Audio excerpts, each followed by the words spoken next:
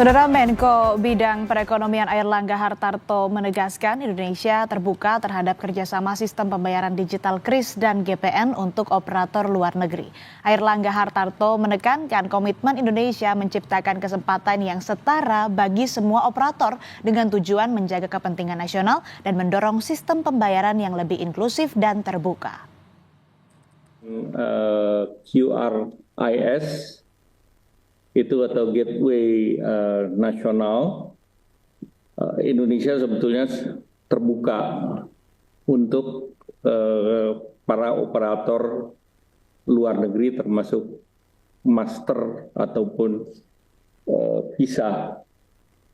Untuk di sektor kredit card itu tidak ada perubahan, kemudian yang untuk sektor gateway ini mereka terbuka untuk masuk di dalam front end maupun berpartisipasi, dan itu level playing field dengan yang lain.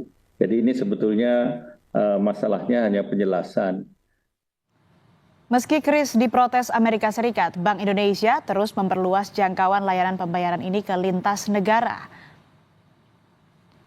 Dalam waktu dekat, transaksi menggunakan KRIS dapat dilakukan di Jepang, India, Korea Selatan, Tiongkok, dan Arab Saudi. KRIS saat ini bisa dipakai untuk transaksi di Malaysia, Singapura, dan Thailand. Sepanjang triwulan pertama 2025, KRIS telah dipakai oleh 56,3 juta pengguna dengan volume transaksi mencapai 2,6 miliar dan nilai transaksinya lebih dari 260 triliun rupiah. Sementara pada fasilitas KRIS Tap yang baru 1 bulan berjalan telah dipakai 20,8 juta pengguna dengan nilai transaksi mencapai lebih dari 3 miliar rupiah. Nah, cross bordernya ini juga terus meningkat. Negara mana saja yang saat ini sudah bisa, yaitu Singapura, Malaysia, dan juga Thailand. Dan dalam waktu dekat kita yang sudah antri itu kita akan segera dengan Jepang dan India, Korea Selatan, dan juga nanti mungkin Tiongkok dan Saudi Arabia. Nah, kalau tadi jumlahnya berapa, saya sedikit update ya. Pengguna KRIS untuk triwulan 1 itu jumlahnya sudah mencapai 56,3 juta. Ya, lalu volume transaksinya sudah mencapai 2,6 miliar transaksi, nominalnya itu 262,1 triliun, dan merchant yang kebanyakan UMKM itu sudah mencapai 38,1 juta. Sebelumnya, saudara, dalam dokumen National Trade Estimate Report on Foreign Trade Barriers 2025 yang terbit pada 31 Maret 2025, Perwakilan Dagang Amerika Serikat atau USTR menyoroti aturan Bank Indonesia. Salah satu yang jadi masalah adalah sistem gerbang pembayaran nasional atau GPN yang mewajibkan semua transaksi debit dan kredit retail domestik diproses melalui lembaga switching GPN yang berlokasi di Indonesia dan memiliki izin Bank Indonesia. USTR juga menyoroti aturan pembatasan kepemilikan asing sebesar 20% pada perusahaan yang ingin mengantongi izin switching untuk berpartisipasi dalam GPN. Selain GPN, USTR juga mengkritik aturan Bank Indonesia yang menetapkan KRIS untuk semua pembayaran yang menggunakan kode KRIS di Indonesia. Kata USTR, perusahaan Amerika Serikat termasuk penyedia pembayaran dan perbankan kekhawatiran karena tidak dilibatkan dalam proses penyusunan sistem. Berdasarkan data Bank Indonesia dan Asosiasi Sistem Pembayaran Indonesia yang diolah Litbang Kompas, tren penggunaan KRIS terus naik, saudara. Tercatat pada tahun 2020 jumlah merchant yang masih ini berada di 5,8 juta. Tahun 2021 naik lebih dari 2 kali lipat menjadi 14,8 juta merchant. Lalu di tahun 2022 kembali melonjak menjadi 22,7 juta merchant. Dan tahun 2023 kembali naik menjadi 24,9 juta merchant. Tren volume transaksi menggunakan KRIS di Indonesia juga tercatat terus naik. Tahun 2020 volume transaksi KRIS berada di angka 124,11 juta dengan nominal transaksi sebesar 8,21 triliun rupiah. Tahun 2021 volume transaksi KRIS naik menjadi 347 juta dengan nominal transaksi sebesar 27 triliun rupiah. Dan untuk pertama kali tahun 2022 volume transaksi KRIS tembus rekor baru sejarah ke 1 miliar dengan nominal transaksi sebesar 99 triliun rupiah. Tahun 2023, volume transaksi KRIS naik signifikan dan tembus 2,14 miliar dengan nominal transaksi sebesar 226 triliun rupiah.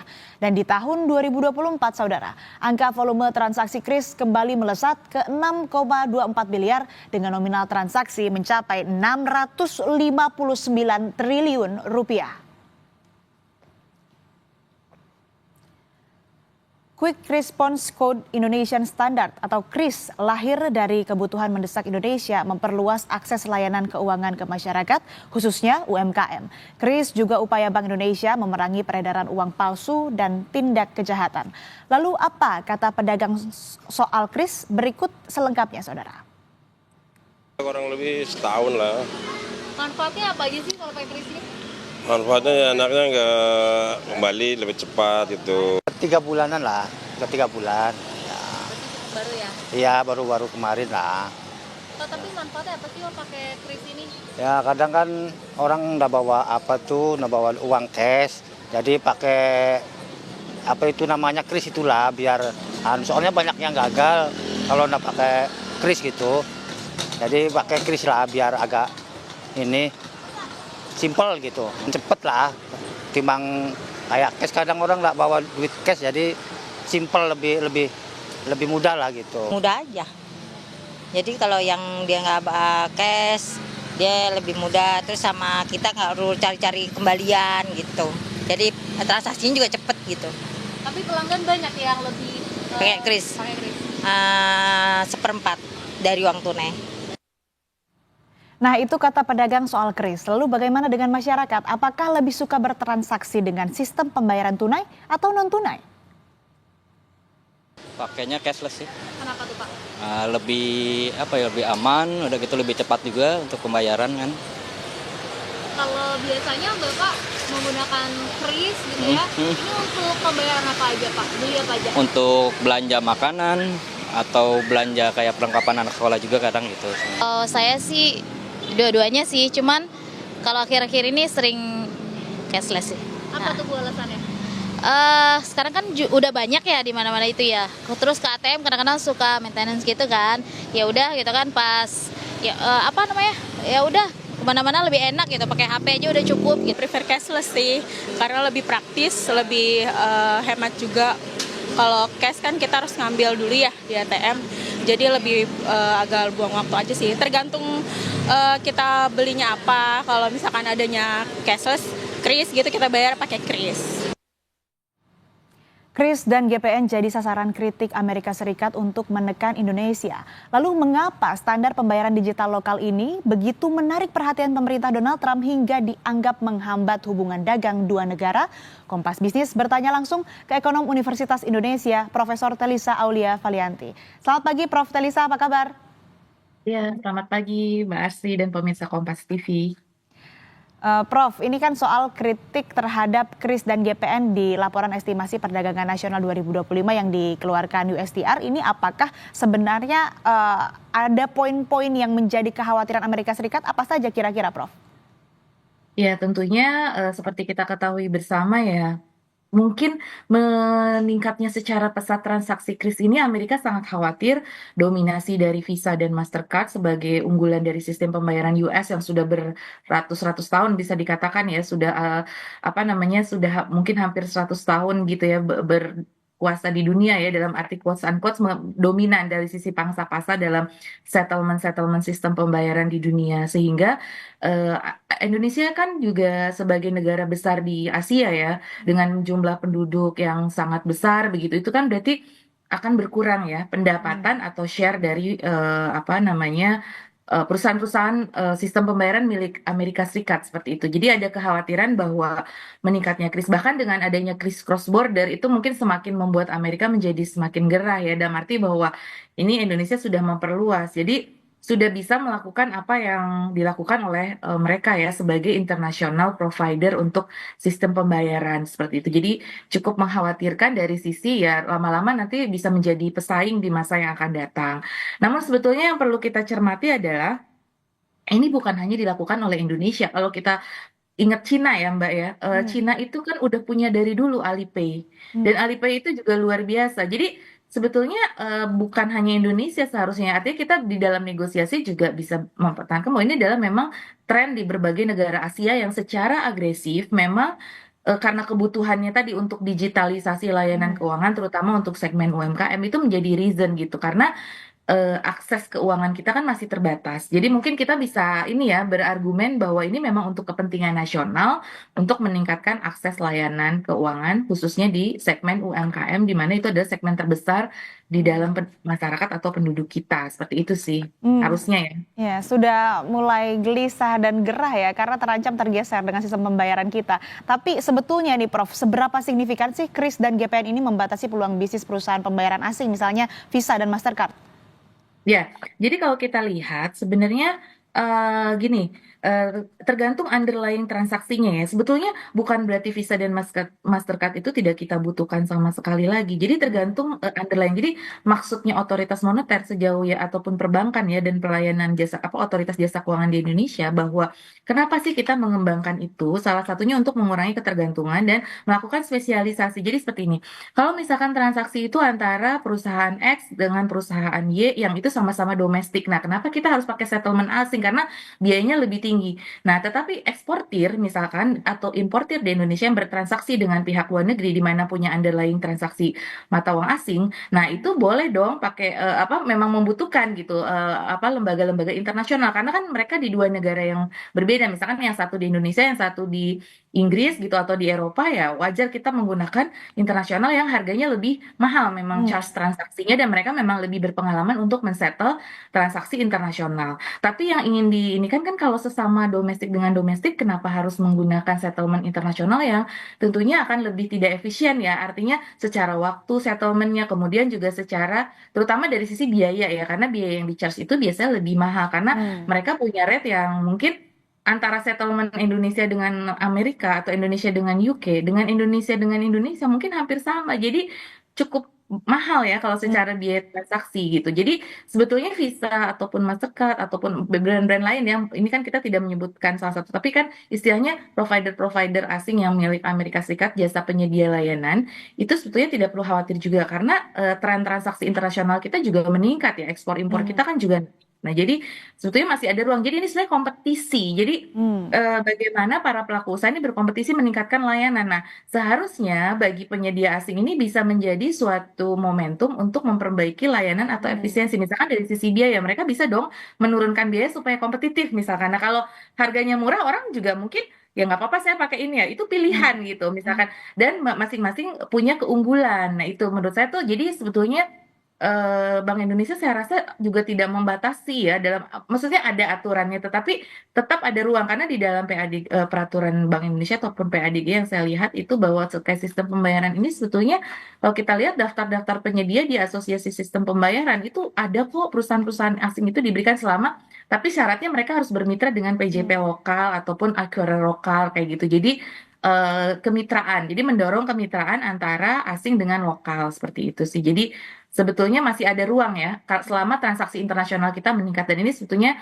ruang buat para penyedia jasa internasional itu untuk kompetitif bersaing dengan local brand seperti itu atau dengan local provider. Ya, USTR juga kan menyoroti aturan soal GPN mengenai pembatasan kepemilikan asing sebesar 20% ya pada perusahaan yang ingin mengantongi izin switching untuk berpartisipasi dalam GPN. Nah, kalau misalnya ada perubahan persentase, bagaimana dampaknya nih ke ekosistem bisnis begitu, Prof? Tapi jangan dijawab dulu, Prof Telisa, kita jeda sejenak, tetaplah di Kompas Bisnis. Kembali di Kompas Bisnis, Saudara, dan kami masih bersama dengan Ekonom Universitas Indonesia, Profesor Telisa Aulia Valianti. Prof Telisa, seperti yang sudah saya singgung di segmen sebelumnya, USTR kan ini menyoroti aturan soal GPN mengenai pembatasan kepemilikan asing sebesar 20% pada perusahaan yang ingin mengantongi izin switching untuk berpartisipasi dalam GPN. Nah, kalau misalnya ada perubahan persentase, bagaimana nih dampaknya terhadap ekosistem bisnis, Prof Telisa? Ya, jadi tentunya kalau saya sebelumnya ya untuk mengubah itu kita juga harus benchmarking dengan hati-hati ya karena waktu itu pemerintah dalam membangun ini juga sudah meneliti lah terlebih dahulu berapa sih yang maksimum bisa kita lakukan karena sebetulnya memang asing itu yang full asing ya sebetulnya dibuka juga tuh untuk izin syuting itu sebetulnya kemitraan jadi artinya selama mereka punya badan hukumnya di Indonesia supaya tadi ya aspek pajaknya aspek keamanan itu bisa betul-betul kita kontrol gitu loh jadi sebetulnya punya asing tapi kalau mereka punya saham juga di perusahaan-perusahaan Indonesia tuh bisa juga jadi sebenarnya lewat joint ventures atau lewat apa ya. Jadi ini kan yang full asing sebetulnya yang 20% itu. Tapi di domestiknya sendiri mereka tuh sebetulnya masih punya peluang untuk kerjasama ataupun kemitraan seperti itu. Nah itu juga kalau masih bisa kita pertahankan ya. Karena sebenarnya gini, dari sisi surplus neraca jasa ya, kalau kita lihat kemarin USTR itu kan cuma ngomongin surplus apa defisit Amerika yang perdagangan. Sebetulnya dalam konteks kemarin bahas tarif juga saya selalu bilang, jangan lihat perdagangan aja, lihat jasanya. Kalau secara jasa kita itu defisit dengan Amerika dan itu sudah lama karena jasa-jasa dari US itu jasa-jasa high tech ya, seperti teknologi tinggi ya, seperti kita menggunakan berbagai aplikasi, kita harus bayar intellectual property right, information communication services charge. Jadi kita tuh sebenarnya udah defisit gitu. Nah, terus kalau kita lihat data terakhir ya, tadi saya coba plot ini data. Jadi data mengenai neraca jasa untuk sektor telekomunikasi informasi, untuk intellectual property right, untuk neraca jasa keuangan. Karena nanti kayak jasa-jasa provider ini akan relate dengan 3 hal itu. Dan kita itu ternyata defisitnya itu trennya semakin meningkat gitu loh. Dari sisi telekomunikasi informasi, intellectual property right, dari sisi neraca jasa keuangan, semua trennya itu tanpa ini maksudnya tanpa belum ada aturan itu dirubah pun, nah kita tunjukkan gitu loh ke Amerika di dalam negosiasi. Kita tuh udah defisit juga. Nah defisitnya ini belum dilihat per negara ya, saya belum sempat breakdown, tapi setahu saya di teknologi informasi komunikasi dan jasa keuangan itu US sangat dominan sebagai mitra jasanya gitu. Karena mereka kan memang penyedia high tech dan juga untuk financial services di dunia gitu. Jadi sebenarnya mereka nggak perlu takut ya maksudnya dengan tanpa kebijakan itu pun defisit kita tuh sudah makin melebar begitu. Kemarin data terakhir itu di sini sekitar untuk defisit neraca jasa keuangan ya data terakhir 2024 itu kita sekitar 2 miliaran ya 2 miliar USD gitu. Jadi cukup besar gitu 2 miliar USD ini. Jadi dan itu meningkat ya yang sebelumnya itu 1 miliar USD. Jadi ini defisit kita. Nah, nanti dengan kita makin buka ya, ya khawatirnya akan semakin defisit kita semakin melebar. Nanti neraca transaksi berjalan kita ini harus diperhatikan karena neraca transaksi berjalan kita ini kan belakangan ini juga sudah mulai defisit. Nah, itu yang harus kita perhatikan karena nanti akan menggerus devisa. Ya, tapi Prof, kalau katakanlah ada perubahan presentasi tadi, dampaknya secara langsung terhadap ekosistem bisnis di dalam negeri maupun juga global seperti apa?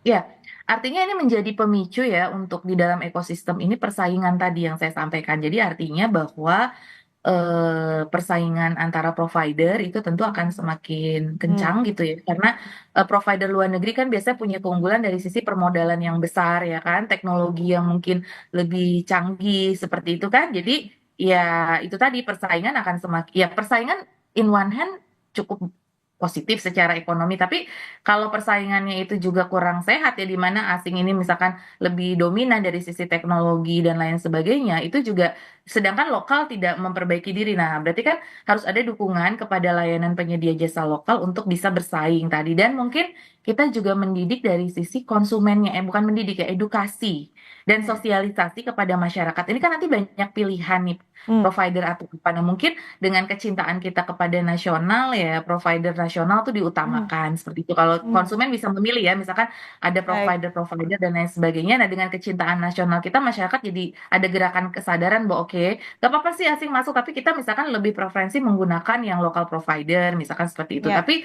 itu kan di level yang langsung dengan hilir. Nah, nanti di level B2B-nya antara penyedia jasa dengan misalkan Bank Indonesia dengan asosiasi sistem pembayaran itu harus ada suatu mekanisme gimana ya mungkin insentif dan disinsentif atau apa jadi harus ada karena gini di dalam aturan PADG yang saya baca untuk switching aja itu misalkan bahwa harus ada prinsip resiprokal ya jadi artinya bahwa sebenarnya tuh kalau kayak gini-gini ya di jasa itu harus ada prinsip resiprokal. Jadi bukan cuma nih mereka yang bisa mengakses kita gitu loh.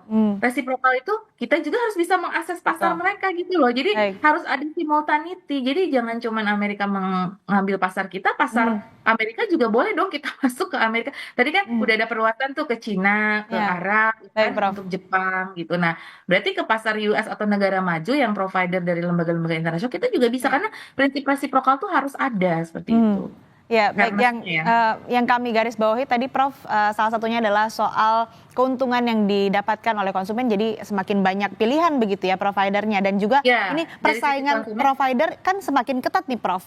Nah, pemain asing juga peluang masuknya juga lebih ketat. Nah, ini bagaimana terhadap ekosistem bisnis yang sehat yang harusnya disiapkan pemerintah, langkah seperti apa yang harusnya disiapkan?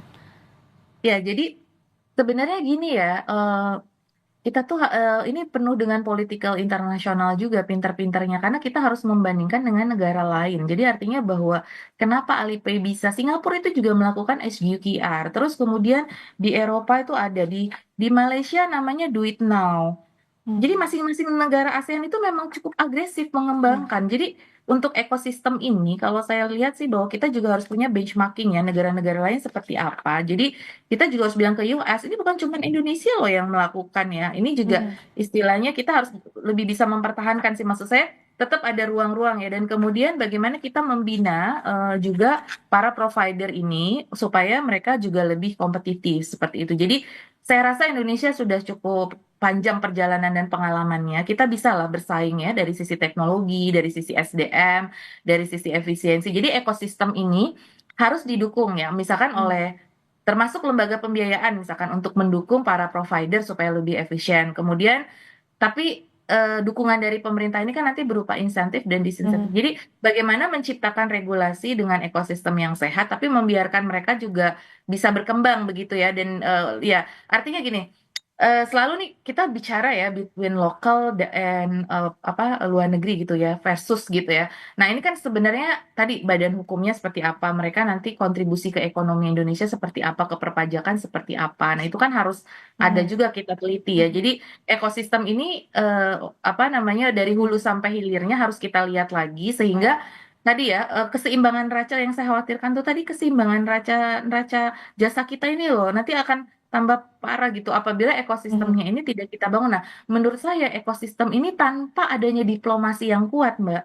Mau kita bangun ekosistem sesehat apapun kalau kita nggak bisa mempertahankan gitu loh. Karena ini kepentingan nasional dan tadi kita harus argue di sisi prinsip resiprokal. Jadi artinya gini, kita ada masalah tapi ada peluang nih. Harusnya kita bisa memperjuangkan juga, oke, kalau provider asing bisa ke kita juga berarti bisa ke pasar asing gitu loh. Nah, itu harus kita perjuangkan. Nah, dengan diplomasinya, jadi dari sisi kebijakan di jasa sektor keuangannya, menyiapkan para provider supaya lebih siap dari persaingan ini, terus nanti mungkin kita siapkan, saya belum kepikir sih, tapi selalu ada mekanisme insentif disinsentif untuk memberikan uang tadi kepada para pelaku lokal, terus dengan edukasi ke masyarakat, terus kemudian di diplomasinya, jadi harus sinergi gitu ya, dari sisi kebijakan di diplomasinya harus kita perjuangkan juga gitu loh.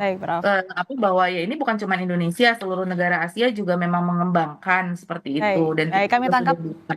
Baik, Prof. Talisa, kami tangkap maksud Anda, regulasi dengan ekosistem yang sehat dan juga tadi diplomasi yang baik menjadi kunci. Terima kasih Prof. Talisa Aulia Valianti, ekonom Universitas Indonesia, telah bergabung bersama kami di Kompas Bisnis. Sehat selalu, Prof.